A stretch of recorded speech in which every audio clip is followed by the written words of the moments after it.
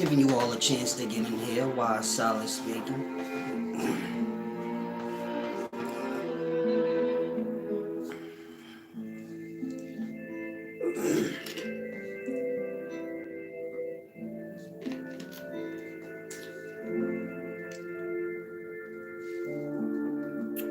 Today I want to do this video explaining covert missions used against black people during the years of 1900 to the current times. Hopefully everyone's well. Give me a sound check if you don't mind at some point. Peace and wisdom, R. Jr., Hunzo the Don. Thank you for the give and receive unknown concept. Like I said, I want to do this video explaining counterintelligence or covert missions used against black people between what do they call February? African American Month? Black History Month? You can call this a pre-Black History Month video. I don't know when Black History Month is because I'm black every day. Now, you can view this as a history lesson. Most people get lost on events and people in history, not truly understanding history or the point of the history, meaning the overall point. So when you're dealing with most people, when they study history, they study certain events. They know this thing or that person, and you get it? Never truly knowing the whole point. Okay, all these people play a point in a whole time. What was the agenda or the point of the time? And so I'm going to explain this to you guys. Now, counterintelligence programs were set up in the late 19th century. And these covert missions targeted black people. And the agenda of these missions were to keep blacks separate and at war with one another. The old divide and conquer thing. Now, black people weren't always separate. And so this is why these missions were put into place. Now, in order for you guys to fully grasp why the Civil War and the Trail of Tears Act, so I'm going to give y'all a quick little brief history of the overall point of these things so you can grasp the whole point of the missions that were taken out. Now, the Trail of Tears Act is basically what y'all know as the reservations. So all the Native Indigenous or Native American tribes that's on the different reservations we have, that's your Trail of Tears Act. This is when all the Native American tribes was gathered up and brought to different reservations or different areas where they can live in peace. Of course, before that, your tribes was in the South, running around on the same grounds as the plantation owners. So, in the 1800s, in America, you had two systems. You had the North and you had the South. This is the Union and the Confederacy. Now, in the North, you had your city and state system. This is where white people live, kind of alone. Same way we live now. They have a social security card or some form of identification. They work a job. You get it? They get paid. Simple thing to grasp. They're building railroads and all kind of things in the North. North is further ahead than the South in terms of where we are now. You got to remember, colonizers, they came from a civilized country, meaning Europe was operating the way we do now then. It was a developed society. And so they already know their society, making this place it. And so if you're familiar with Europe, you have Old Amsterdam. We have that in New York, right in Harlem, Amsterdam Avenue. So everything is patterned after the place where the people came. But to get to the point, in the North, you had city and states. White people lived there the same way we live now. Of course, it wasn't as far ahead as we are now, but you get it the same system. They work their job, make their money, do them. Spend their money on cars, whatever. Horses and buggies, whatever. Now, when you go to the southern states, you had your plantation system. Meaning you had plantation master and his family, his wife and his kids, and he may have about 10, 20, 30, maybe even 40 slaves. So just imagine in the South, it's still a forest. And you may have a big plantation house, 10-acre front yard, 15-acre backyard, and then nothing but forest. And within the forest, you got your native tribes set up. You may have a tribe here, they got about 10 huts set up, and they live in their way and how they live. You don't really got streets and roads and all that yet. And so everybody taking a little piece of the forest. And so you may have about 50 plantation masters set up, probably more, but you get my point?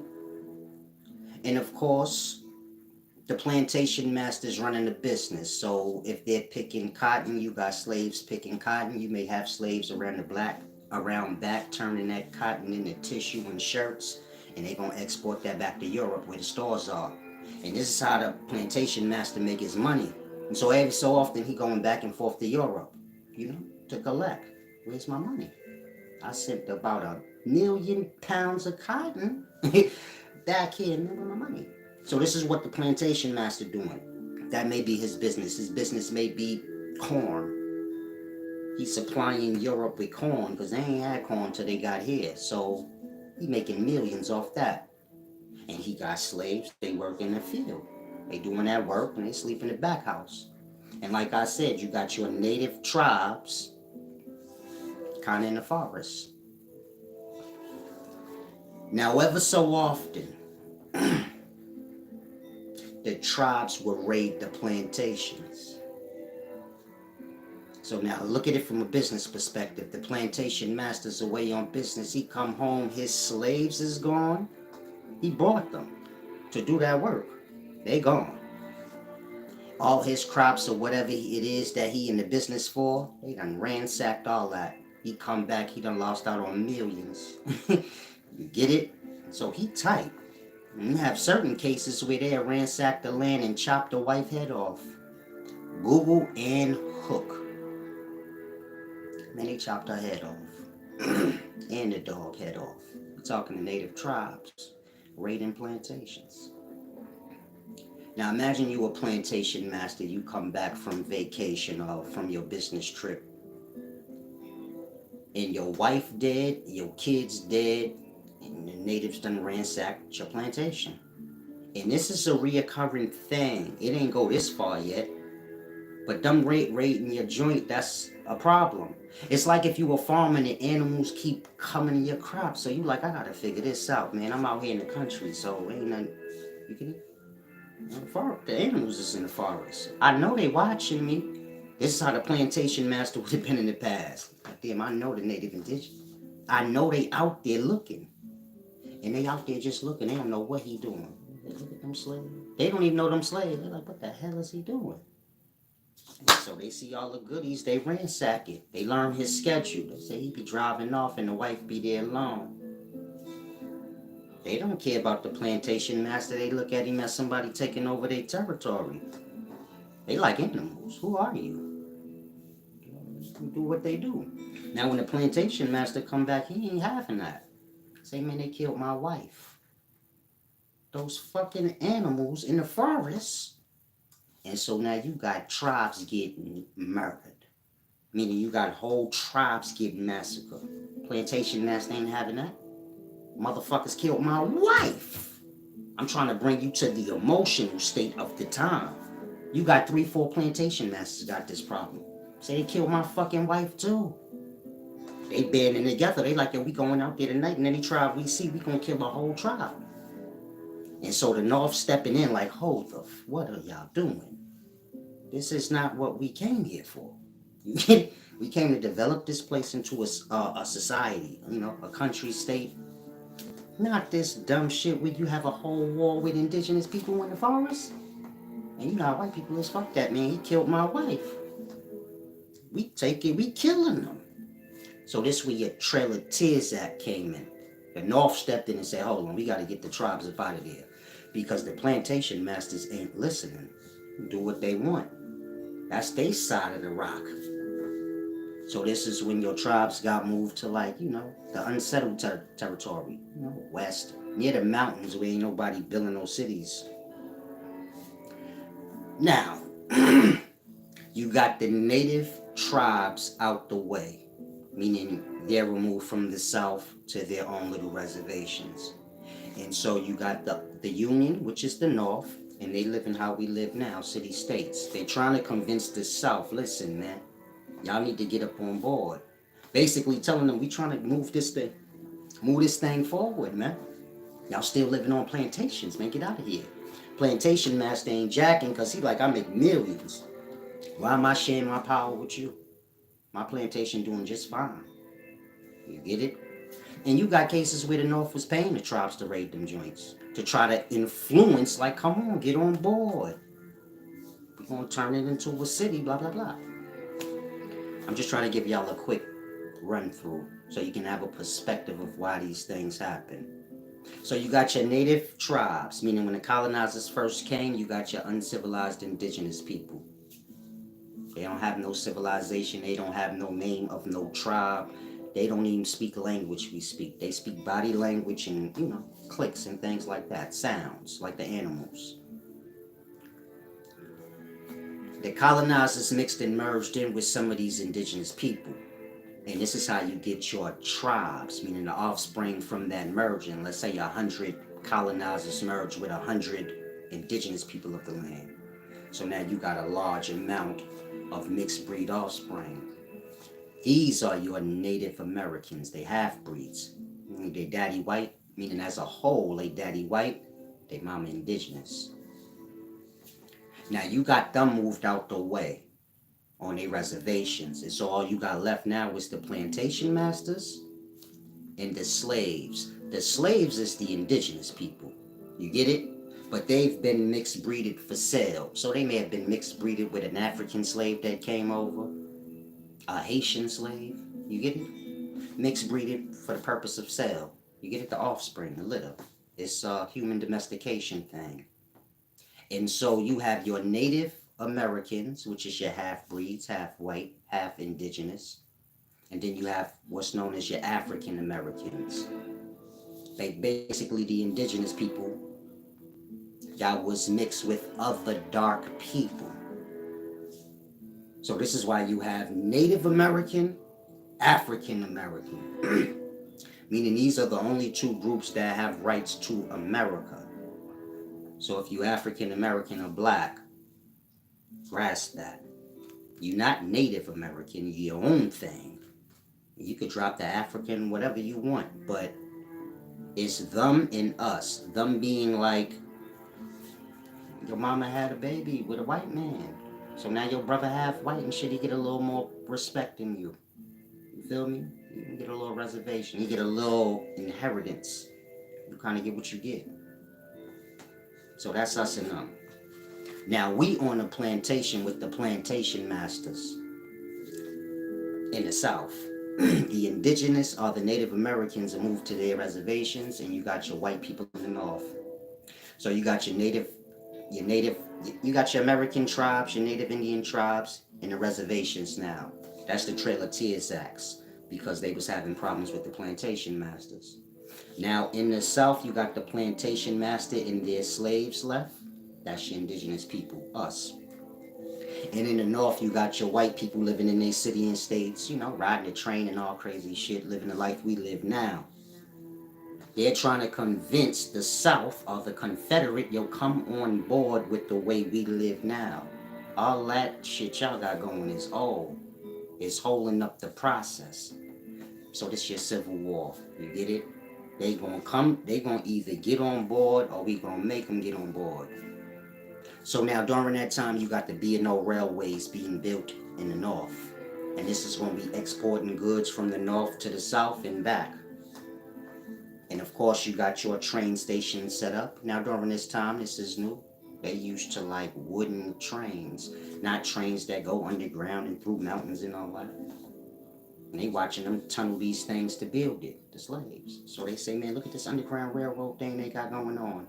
That's how we get that name. But they talking about the B&O railways, Baltimore and Ohio railways. This is your first railways like Amtrak before Amtrak. So this new. They like, what the fuck is that? You get it? Now remember, in the north, they live like how we live. So black people that are there, they got jobs.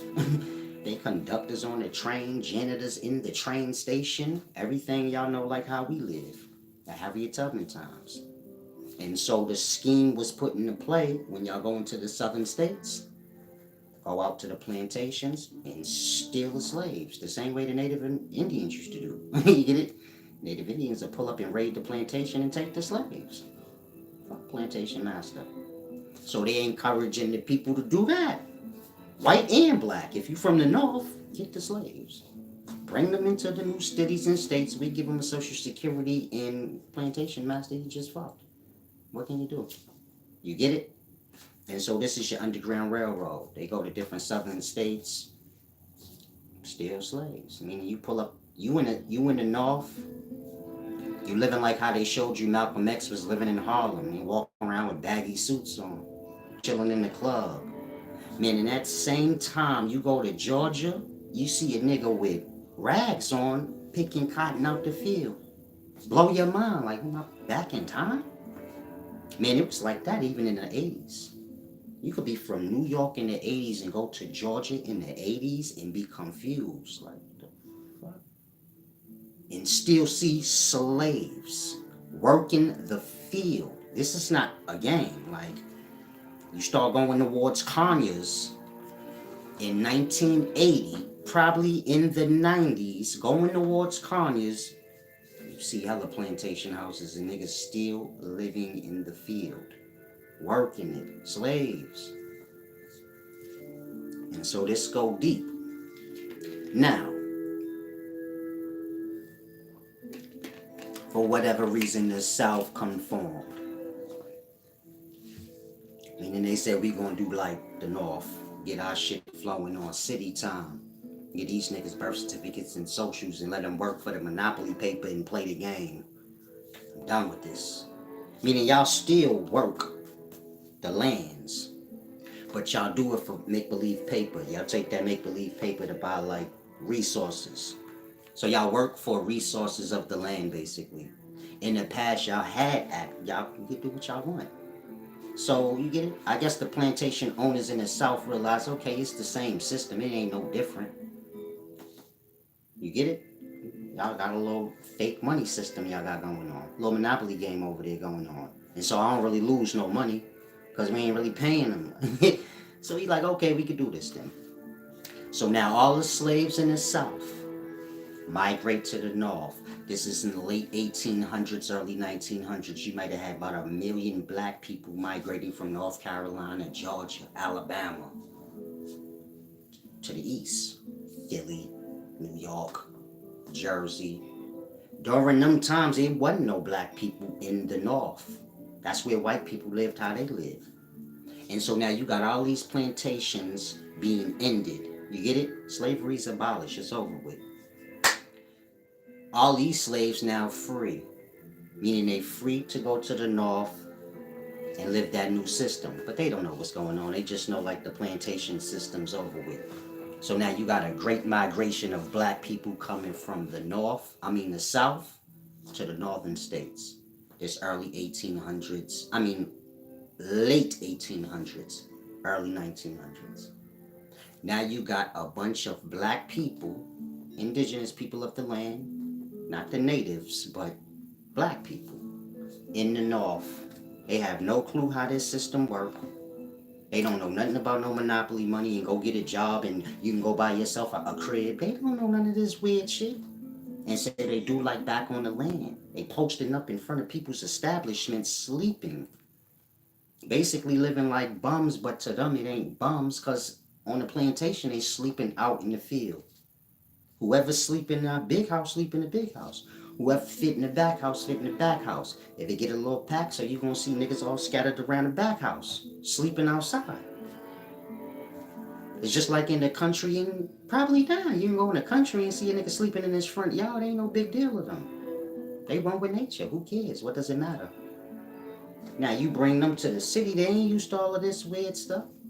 So now we huddled around kind of homeless in perspective. Until another black person that been there a little while put you up on game, like, yo, maybe you should go to Harlem, get you a little job, man. You could sing, maybe you could find one of the little restaurants, sing in there. They don't know none of this. They like, okay. You get it? They fresh from the South. They have no clue what's going on. Niggas is dressed nice. They all out of place. This is how we get treated like shit. If you wondering, like, damn, why was white people treating black people like shit? They looking at it like, why are these immigrants coming over here? You get it? The same things we go through now is happening in the past. They don't know, like, yeah, they let the plantations free and now all the slaves. All they know is this hella black people all over the place. What's going on? You get it? We ain't got first dibs on jobs. We just got there. They looking at us like, why y'all even here to begin with? And so it's rough in the beginnings. And so you got black people just puddling together. You see a black person, y'all gonna puddle together because y'all all y'all got. You get my point? And so, this is when the covert missions against the black people started, because now they all huddled together. During this time, black people view themselves as the indigenous people of the lands. You get it?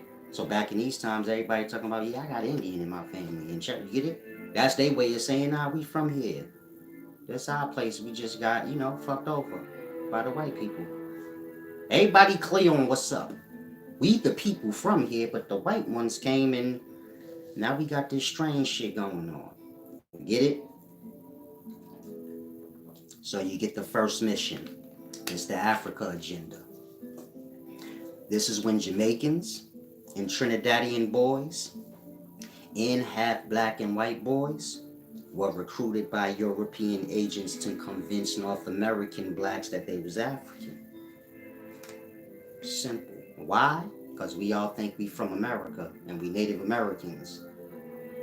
And so divide and conquer. They huddled up like that. Ain't no time they gonna take this shit over if we leave them like that. And so now the seed's being planted. Now, African. Some think we African. Some think we from here. Now they focused on the clash. That's your first mission. Now, they picked your Jamaicans and Trinidadians because they look like us. But you got to remember, back in them times, that's a whole nother place. We don't know nothing about them people. You got all kind of dark-skinned people. Arabs, they was tricking us with Arabs. Meaning they was sending Arabs to the North American people. Like they black shit. Like that. Meaning W.E.B. Du Bois damn near look like Arab. But that's a whole nother you get it? That's a whole nother story. But they promised these Trinidad and Jamaican boys higher education, wealth, and power. In a godlike status. And so this is your Henry Sylvester. This is the beginnings of the Pan-African movement. Henry Sylvester. Henry Sylvester Williams. Marcus Garvey. W.E.B. Du Bois. Marcus Garvey from Jamaica. Henry Sylvester.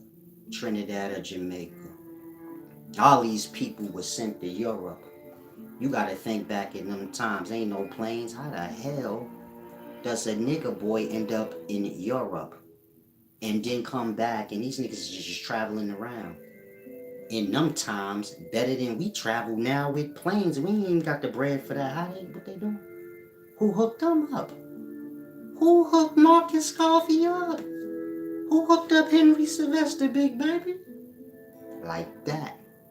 And they going out in Europe back in, I think it was 1897 or 1900. You had that in Westminster Hall, that first like Pan-African meeting, W.E.B. Du Bois was there. It was Henry Sylvester's conference in London or Paris.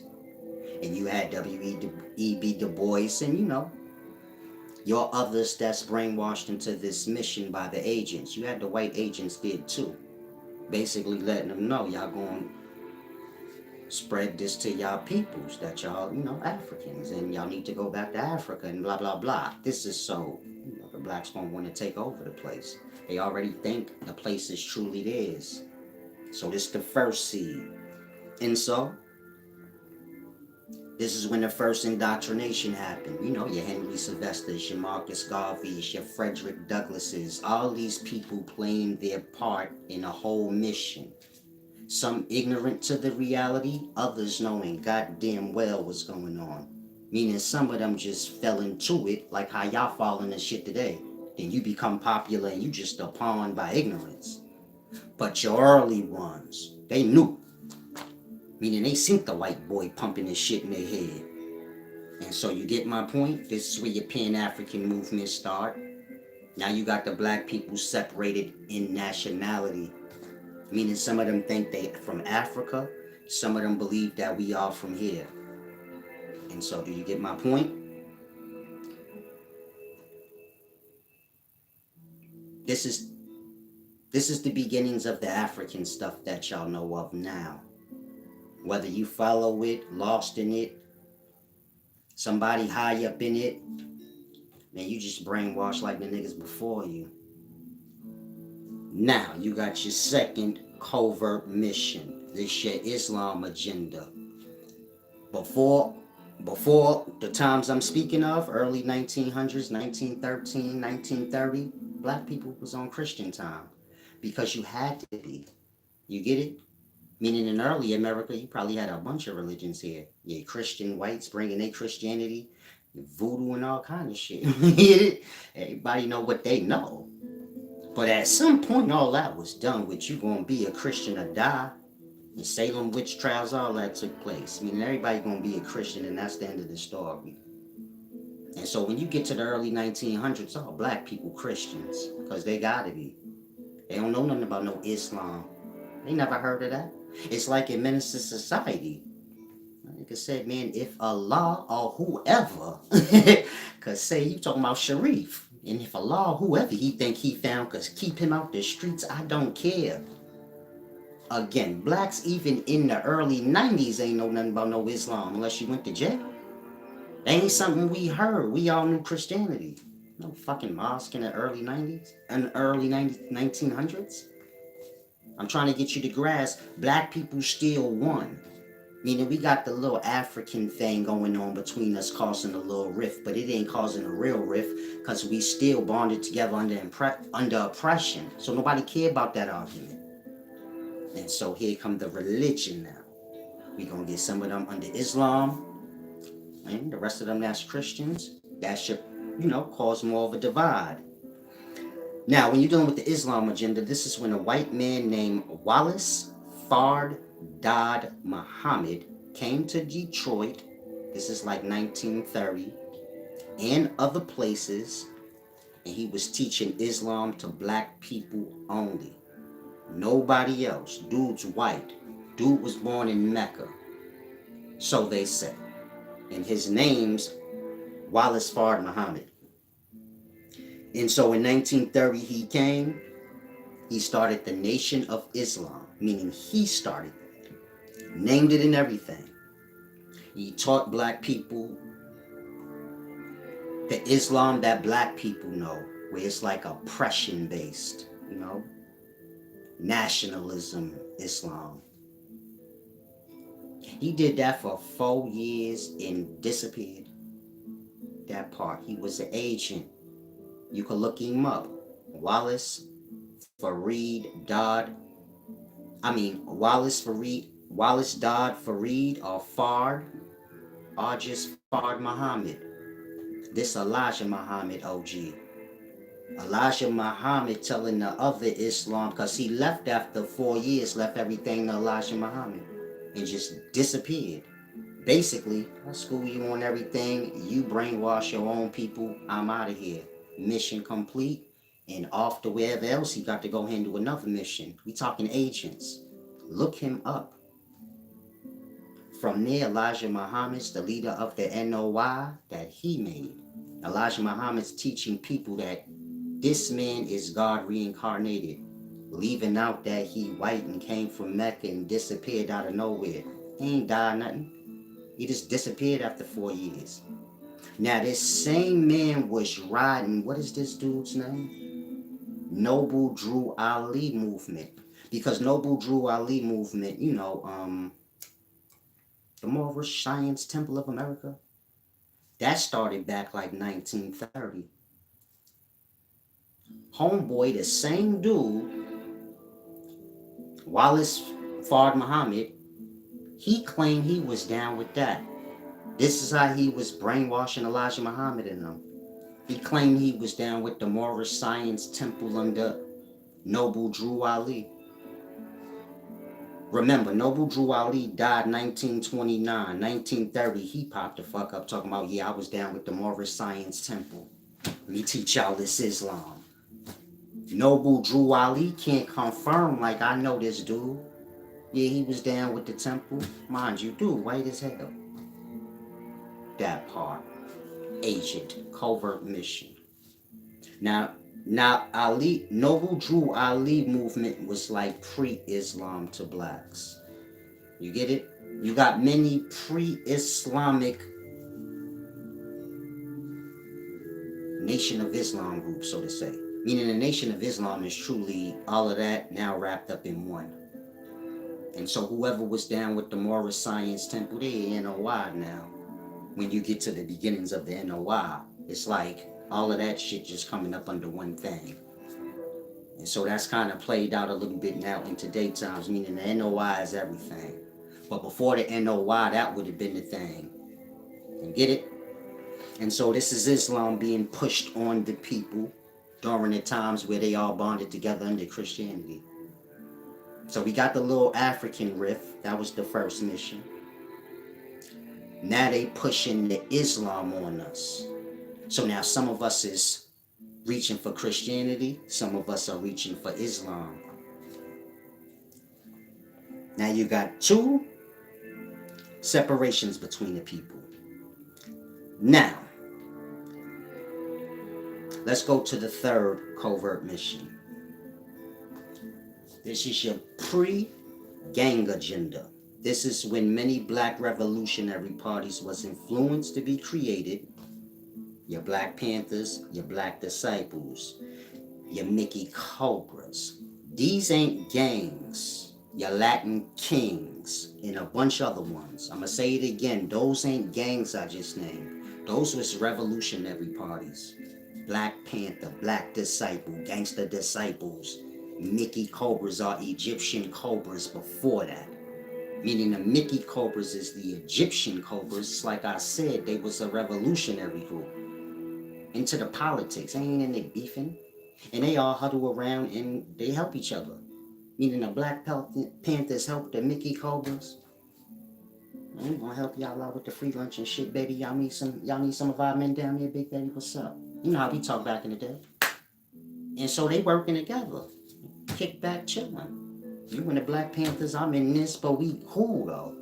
We both got the same movement, just you operating over there, you doing the free lunch and things over in that side of the ghetto, we over here, but we all together. You get it? This is being influenced. Black people kind of doing that on their own. You get it? Then, these political parties was influenced with drugs and guns by agents. This is how the revolutionary parties became at odds. So you got David Barksdale, Black Disciple leader. Then in comes Larry Hoover. This nigga's a gangster. He run with one of the street crews, the Supreme Gangsters. They rob motherfuckers and do what they do. Blacks ain't got drugs and guns back in the day. How the hell we gonna get drugs and guns? Ain't no drugstore and ain't no gun store. And so how we gonna get our hands on something? So you got black people with switchblades and shit, they robbing people, mugging people, and then you got those of us falling into the political parties. And it's all the young people, you know. They ain't got jobs in life yet. I ain't talking about the mamas and daddies of the time. We talking about the little kids in college and high school. They falling into these political parties. The ones that ain't got a lot of guidance, so they becoming like the supreme gangsters. They robbing people. They get their bread. They was merged. You get it? Meaning, Larry Hoover was merged with David Barksdale. And then you get one group now, meaning the black disciples and the gangster disciples become basically the black gangster disciple nation. One whole gang. And so now the political party part is kind of out because Larry Hoover got his hands on some drugs and guns. Now, Larry Hoover is a J. Edgar Hoover project. It's a simple thing to grasp. Once they merge together, Larry Hoover and David Barksdale dies. Larry Hoover becomes the leader of basically all the gangs in the city. Then he get locked up forever. Now let's go to LA. You got Raymond Washington, Tookie Williams. Two different gangs, street crews. They join together. The one die, then the other one go to jail forever till they kill him. Do you see a common fucking theme? Both these things fall under Hoover. Raymond Washington, Tookie Williams, Hoover Crips. One get killed, the other one go to jail forever till he get killed in jail by lethal injection. You go back 10 years prior in Detroit, you got the same story. You got a dude named David Barksdale and another nigga named Larry Hoover. Tookie Williams like Larry, big nigga, knocking niggas out, petty theft, petty thief, whatever. You get it? Raymond Washington, this nigga is a hood star. He do free lunch and shit. He is a revolutionary. You merged them two, he get whacked off. Now the gang become whatever Tookie is, cause he the leader. You get it? Same in Detroit. Or Chicago, I'm sorry. You got David Barksdale, Larry Hoover. Larry Hoover a gangster, David Barksdale a revolutionary. You merge the two, David Barksdale get whacked. Now the Revolutionary Party become the Hoover gang, basically. Your GDs, your BDs, all that. Larry Hoover working under J. Edgar Hoover. I'm not saying Larry Hoover a rat. I'm saying like, if a white nigga pull up talking about, I'm gonna give you guns and drugs, do you? Like that. You like, okay. That's why the beginnings of gangs and drugs in the neighborhood, they always say, man, somebody just dropped a train load of guns. Ain't nobody drop off shit, nigga. You know where you got that from? That white man. But you can't go back to the neighborhood talking about, I just got these guns from this white man. So you just be like, man, somebody dropped these shits off in the alley. I found them. End of story. I found some cocaine too, nigga. Don't worry about it. When you sell it all, don't worry. I know how to get more. If they just left that in the alley, how you know where to get more from? Like that. And so it's all strategically planned out. Meaning this is all a Hoover project. J. Edgar, that is.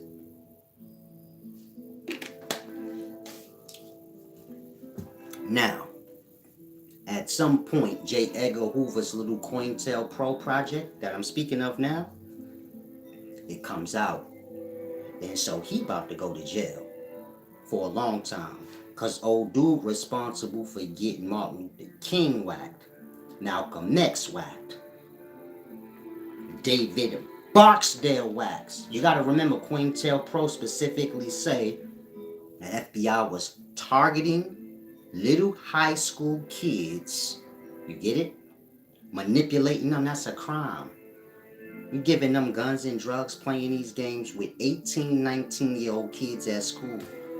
Meaning we got more than a reparations case against this nation. Y'all got kids that got killed back in the day because of dumb shit. Now, Tookie Williams wasn't supposed to get killed or locked up. He was manipulated as a kid and took the next nigga's problem.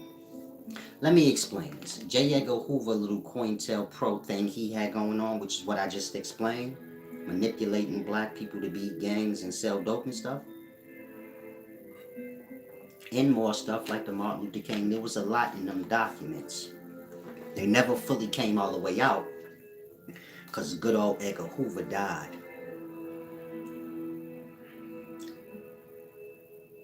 A year after J. Edgar Hoover died, guess who had to take the fall for that shit?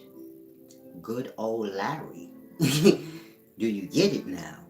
J. Edgar Hoover gonna save Larry. Larry go always say like call Mr. Hoover. Working under him.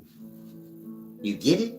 Say man, we locking Larry Hoover up for starting gangs and selling drugs. Whoa, whoa, whoa. I was working under this FBI nigga. He made me do that.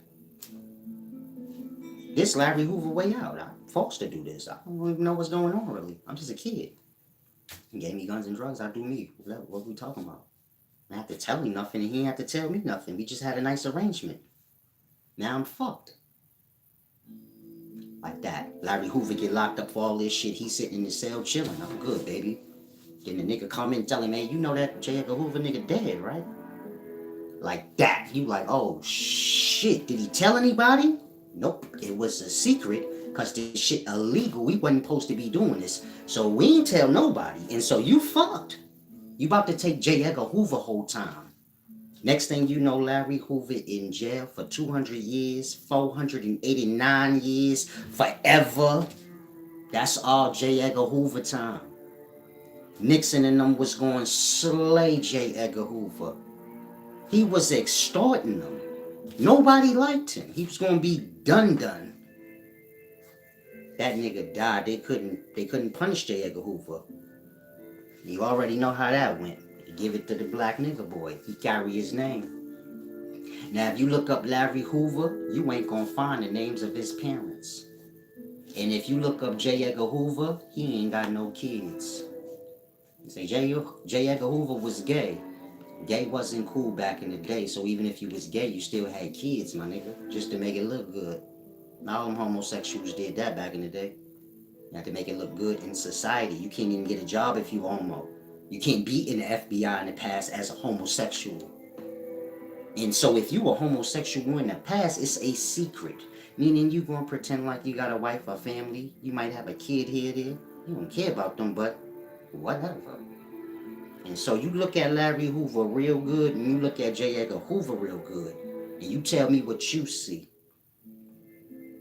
Other than that, Larry Hoover might not be a real name.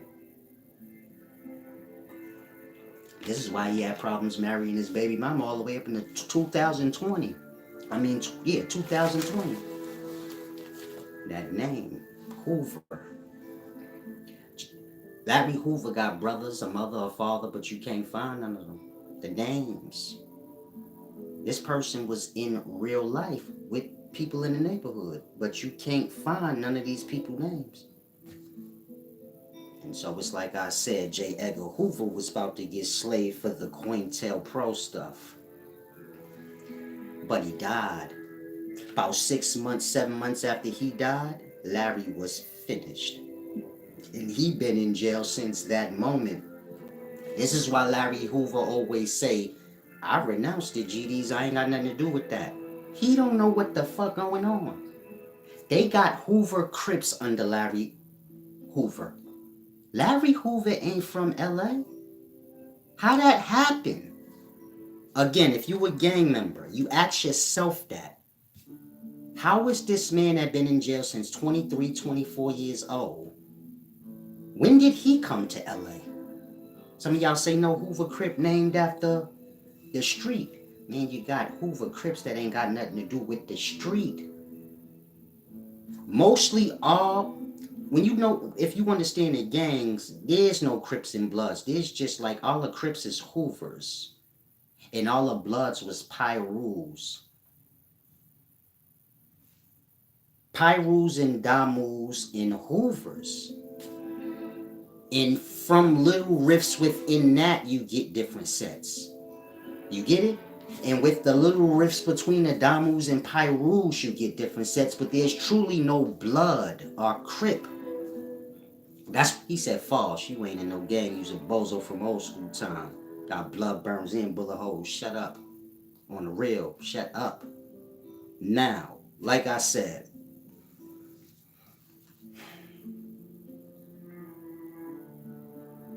you get the different sets from the riffs within it from when it was one. He said, I'm from 8 Trey Gangster. I wouldn't care. Can you please be quiet? On the real, brother. I don't care how tough you think you are. You're goofy. That part, nigga. You rep some fucking CIA scam, nigga. Shut your dumb ass up. I'm coming in here as a dumb gang member. This ain't the kid channel goofy ass nigga. Somebody tell us stupid. Who he talking to? Before I come wherever you at, slap you all around. Now,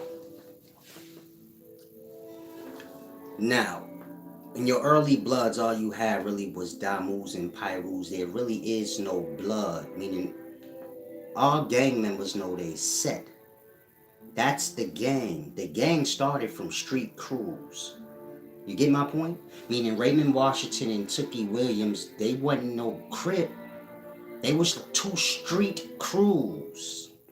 They merged together, and crip is like a government name.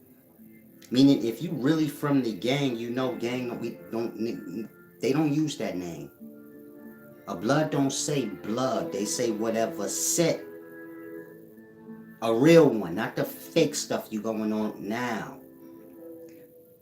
If you sell drugs, and a crackhead come up to you and say, do you have cocaine? So you like, what's wrong with this weirdo? We don't speak like that. I know in public perspective, but in real life, we have code words for those things. We never use that word, cocaine. Same in the gang. Nobody don't never use that word blood or crip because it don't mean nothing. If I say what set you, what gang you in, to say blood don't mean nothing. Okay, what set still? Blood just a blanket term. For you to say that mean you ain't in the gang. Because you should know that already. Why you telling me you blood? What set are you in? Same with Crips. Nobody care you a Crip. What set? Meaning the gang don't go by Crip and blood. They go by the set, which is the true gang. And all them gangs being thrown under one blanket term. Before you had that word Crip, it was Hoover. Meaning Crips was going by Hoover first. That part. And Bloods was going by Damu and Pyru first. Now, Larry Hoover don't have nothing to do with L.A. How that happened? Like I said, FBI games. Mr. J. Edgar Hoover, them his subjects. Meaning, covert mission. Make gangs out the blacks so they war against each other. Give them guns and drugs. They'll take care of the rest. And so, if you look up Larry Hoover, if you look up any gangster in the beginnings of drugs and gangs in the neighborhood, it start with the cops. You got Larry Davis in the Bronx, early 80s, one of the first drug dealers in Harlem in the Bronx. He say he got his drugs from the cops. He say, I decide I don't want to sell drugs with these niggas no more. And so you know what the cops did? They came to his house in the Bronx and shot that shit up. You gon' sell these drugs, nigga. And he had a whole shootout with the cops. He killed all them niggas. He trying to tell everybody this ain't about a young nigga killing the cops. It's drug beef. They my connect. Y'all calling them cops. I know these niggas as Pedro. You get it? Jesus, these niggas sell drugs. What the fuck you talking about? They pulled up to the crib with the cop uniforms on, but I know them different. Of course, Larry Davis get whacked in jail and all of that. You get my point? But this is the beginnings of crack and all that in New York. Alpo, all these niggas all pawns. I mean, who the fuck is Lulu? That part. Who these people? Fucking agents, nigga. Motherfucker dying diamonds is left behind. That's agent shit. Oh, drug dealer care about no diamonds, nigga. Lulu don't drive. He dressed nice. Huh, nigga? Excuse me, nigga? That part. A lot of our people in ignorance, you gotta remember these is kids, 18, 19, younger. They're getting manipulated by the FBI through these covert missions to sell drugs, shoot up, start gangs. This is how y'all get where y'all at. Just like in New York, the Bloods was started by OG Mac. He was a rat. That part. And so you gotta grasp this Blood dude in New York, I forget his name. A nigga got his face cut for telling niggas, man, OG Mac is a fucking rat. He a real revolutionary. Cause ain't everybody knew that shit. He the only one stood up and said something. He wear that scar today, but that's what you call real revolutionary. Where you like, fuck that, I'm speaking up. Nigga, what? He a rat. Had y'all went with what he said, you wouldn't have had that shit here. Cause he synced it like, nah, this shit ain't right. Mind you, them old school niggas is god bodies and shit. They giving this blood shit a chance cause the rats say he's solid. And he know LA niggas and read LA books and read shit. You know, CIA just gotta do they gotta do their history. So he's reading everything. He knows everything. Half invisible. He's still rambling on. This generation, y'all learn respect for like people that ain't y'all age. And y'all be good to go in this life. Yeah? There you go, Corey. Some people may look at that nigga like, because you know, New York, you get your face cut. Well, that's what that meant when they cut him. Like he was getting blooded out for speaking against the leader of the gang. Like I said, that nigga's a legend. If you're looking at it from a perspective of your race being infiltrated and a nigga catching it early and saying, nah. But, you get it? He got his shit ripped. He probably did whatever he did, but so it stayed in place. But, you get my point? Any place you go is going to start tricky like that. And it's because, like I said, FBI covert missions. Now, after that, the fourth covert mission was the music agenda. This is when agents would recruit little ghetto kids who knew how to riddle, and it made them promote what was done. You get it? So you got those that got caught up in the drugs and selling guns and all of that shit in the 90s and 80s. And then they all go to jail. But that's fine, because we gonna get the rest with the story. So, beginning of the story, you got NWA, fuck the police, drugs and guns, blah, blah, blah, blah, blah. From there, the mission is set. Who is these agents? The record companies. Black people just do music in the park. They don't know nothing about record companies. Record company man pull up, this nigga's a whole CIA agent. Meaning the owners of the record companies is the CIA. That part. You down with Sony? That's the goddamn CIA, nigga. That part.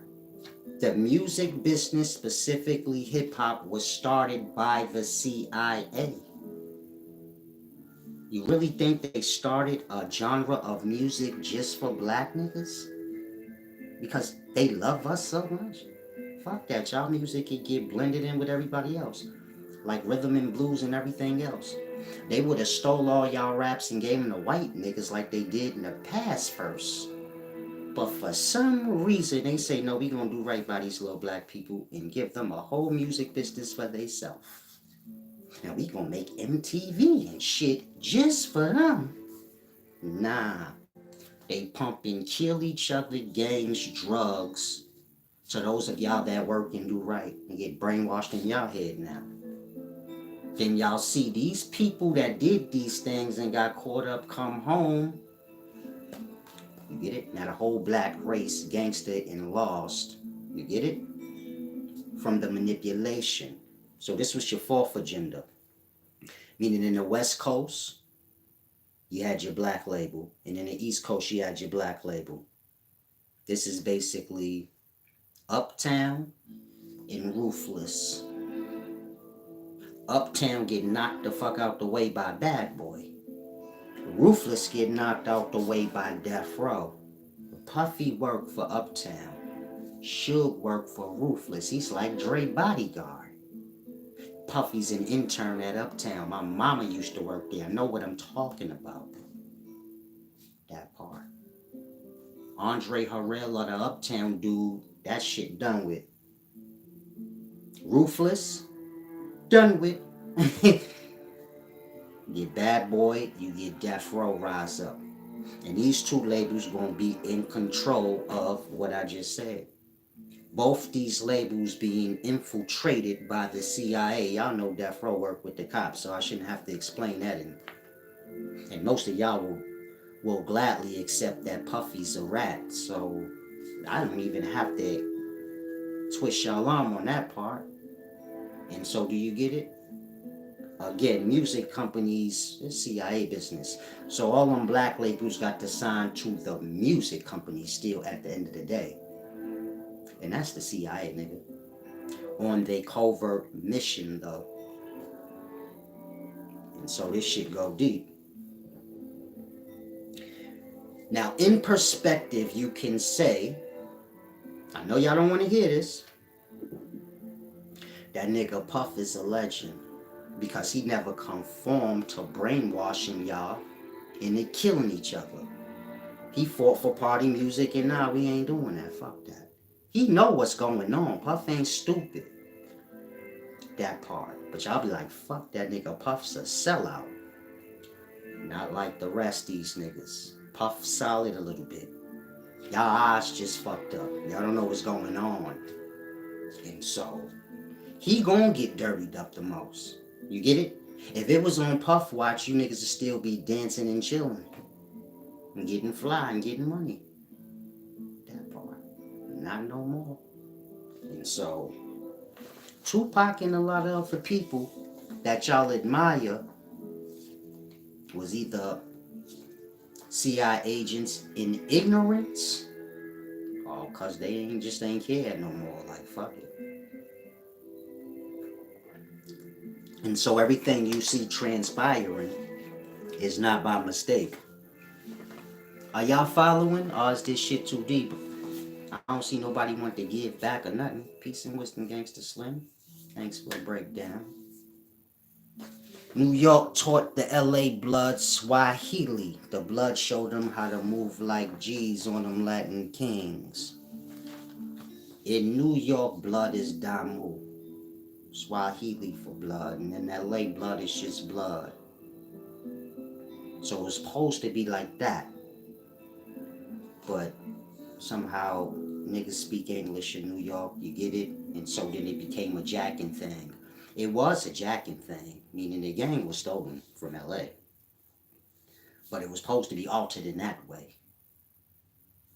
And so LA Bloods ain't teach New York niggas nothing, and vice versa.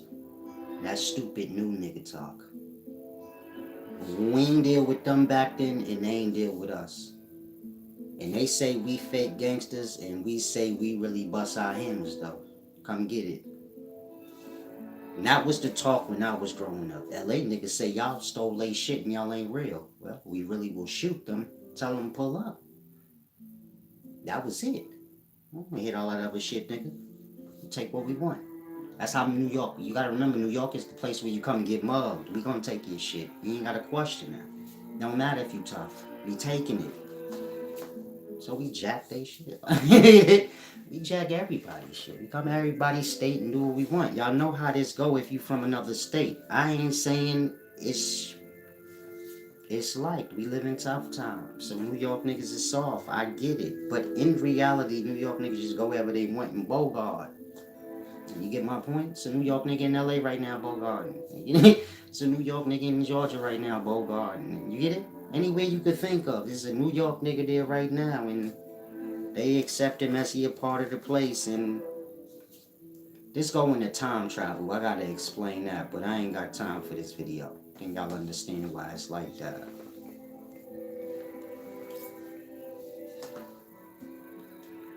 Said nobody finds it odd that a Finny beat the feds representing herself. Nobody find it odd that that ain't even her name, odd Tupac. We ain't talking about all that. None of that matters. As long as y'all grasp the point. Like, we getting infiltrated and manipulated into being separate, into killing. Now, let's get into the fifth covert mission. This is the YouTube snitch and drill agenda. Meaning they're going to use biomathematics and binary mathematics to brainwash y'all into killing each other. You know, drill music. And they're going to brainwash y'all into believing snitching is okay. So y'all kill each other and then tell on yourselves and shit like that.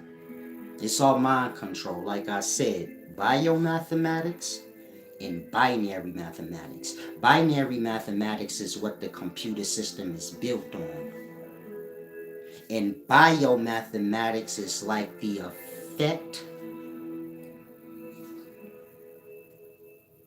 effect that numbers have on living organisms. So think of like a plant and then like the number trajectory of it. It may have the pi ratio in it. 3.16. That's it, right? 3.16. I forget. 3.14 pi. Like that.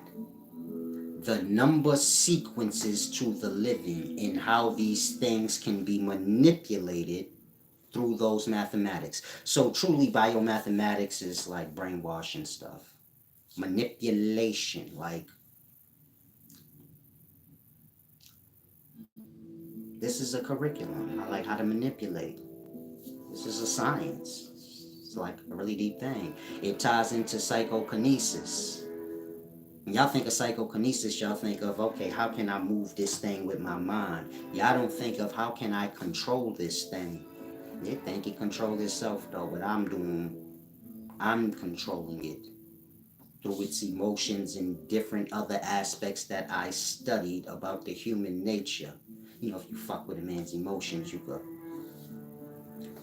I don't want to say too much because y'all strange in the daytimes, but this is what this is what biomathematics is in a nutshell. Understanding how numbers play a part in things and how the numbers can be influenced, which will influence the thing. You get it? And so let's say you're an algebra expression, but if I change the equation, then you're something else, or you will act another way. Math has to do with movement. It's a deep thing. Hopefully y'all grasping though. And so, YouTube is created and all the internet stuff y'all have using binary mathematics. And then mathematicians, this is people that, have bachelor degrees in biomathematics. They will study these things to figure out apps and things to, you get it? Manipulate y'all. So y'all watch YouTube, y'all get many ideas. Y'all don't really notice like, damn, YouTube is controlling us. Everything is dual-sided. So we control the remote control to watch the TV, but on the flip side, whoever made the TV could have made it where they watch us and control us. And that part's left out. It ain't our business. You playing on your phone, controlling the apps, but you never think, damn, whoever made the phone, did they make the phone to control me? Like that. Man ain't aware, he don't really understand things. He just they say he's super wise for nothing. And so You had this young man named Livingston Allen. Y'all know him as DJ Academics. This nigga went to Rutgers University.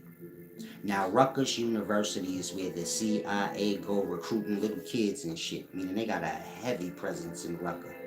The CIA.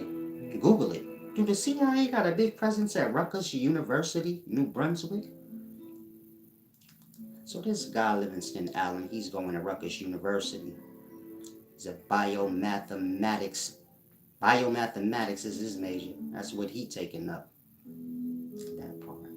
You know this guy, Livingston Allen, gets caught stealing computers from other students, gets jammed up. Nothing happened. Graduated with a bachelor's degree in biomathematics. And now he on YouTube, brainwashing the shit out y'all. He's the reason for the drill movement. He the reason why them young boys in Chicago shooting the shit out of each other. He is the reward that they think they can get. Like I said, biomathematics got to do with manipulation. That part. They think they're going to be a star. They go harder. You got to remember, these 16, 17-year-old kids. DJ Academics got caught stealing computers when he was a kid. You know, he from Jamaica, just like the early agents in the African agenda. They always get the Jamaicans because they look like us. But they don't see they self as us. That part. So, y'all need to ask Academics. My nigga, damn, like, King Von. All these niggas is your work, blood. Why? Like, could have documented anything you wanted in that part. Because it was documented and you get it. And so them young niggas is young, they stupid, they gon' chase that attention. And say Chief Keef got put on. Y'all keep telling man, they dumb for rapping about killing people. Niggas getting paid for that. That's how it work. And offer you the money, then people gonna do shit you would never think they would do. A woman to sell her body for money. Like that. People will do things you would never expect them to do for money. Money is the root to controlling or manipulating. That part. And so, of course, I can't prove Academics. I don't want to say he a CIA agent, but he worked with them people. And he probably the best they got. They ain't expect him to. They probably like, damn, this little boy leg belly motherfucker worked out. He the best motherfucker. Damn, he did better than the agents we got. Shit. So, I don't know how deep he go up the rabbit hole, but I know you don't steal computers in Rutgers University and don't do a little bit of time. That part. You don't do nothing in school and not get kicked the fuck out. Ask Cameron, T. Grizzly, and a bunch of them. They'll tell you, nah, blood, once you get caught in school, they kick you out. They do worse than that. They do you worse than that, but that's the least of your problems. You're going to get kicked out. Blood got a bachelor's degree in biomathematics. DJ Academics I'm talking about. That part. He ain't explain that shit to me. Now he doing exactly what I said. He ain't on the front lines using his audience and voice to bring attention to George Floyd and things like that. He bring attention to who got their noodles knocked in the Chicago War. These is little kids. He 21, 22, 23 when he doing this. Any other person that kid will be like, hold on, it's going a little too far though. I'm from these environments. You get it? This shit getting crazy.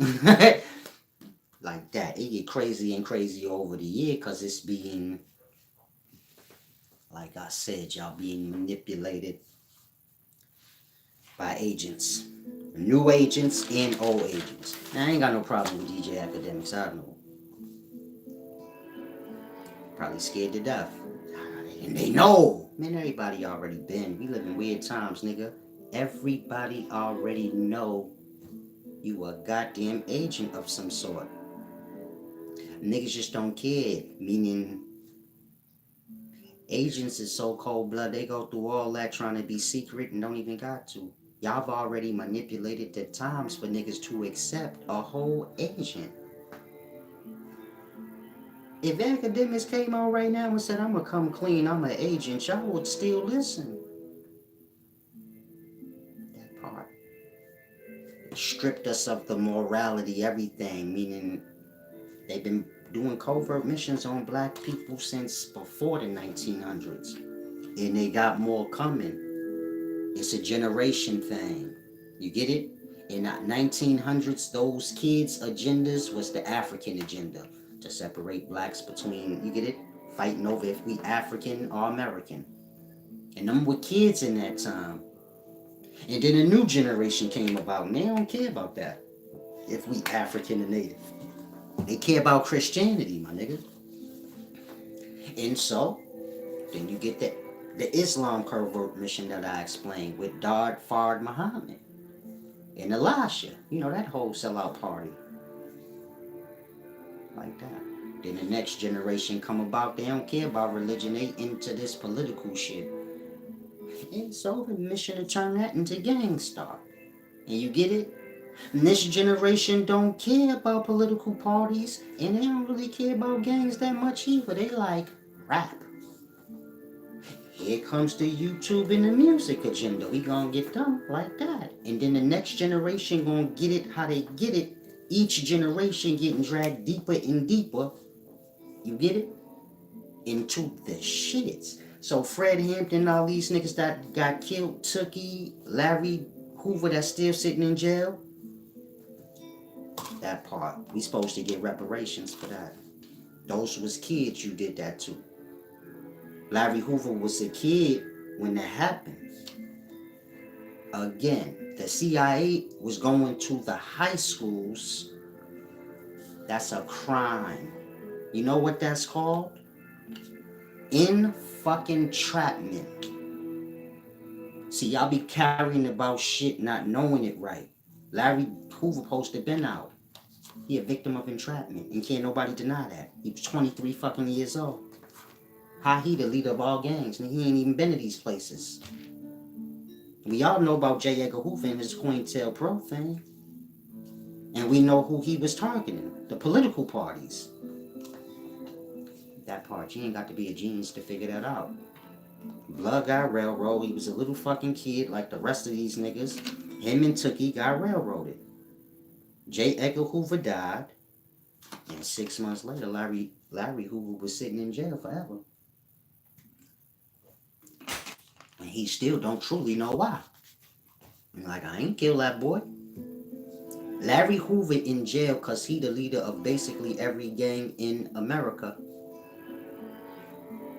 If you're wondering, like, what exactly do he got all them years for? Well, in a nutshell, they look at him as the leader of every black gang in America.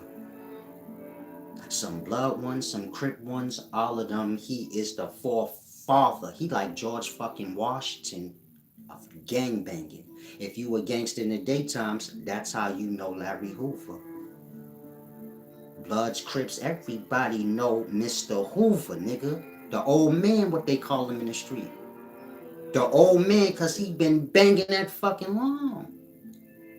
Man, that man don't know what the fuck y'all talking about. You get it? They making him do J. Edgar Hoover time. J. Edgar Hoover is the OG of gangs. That's his work.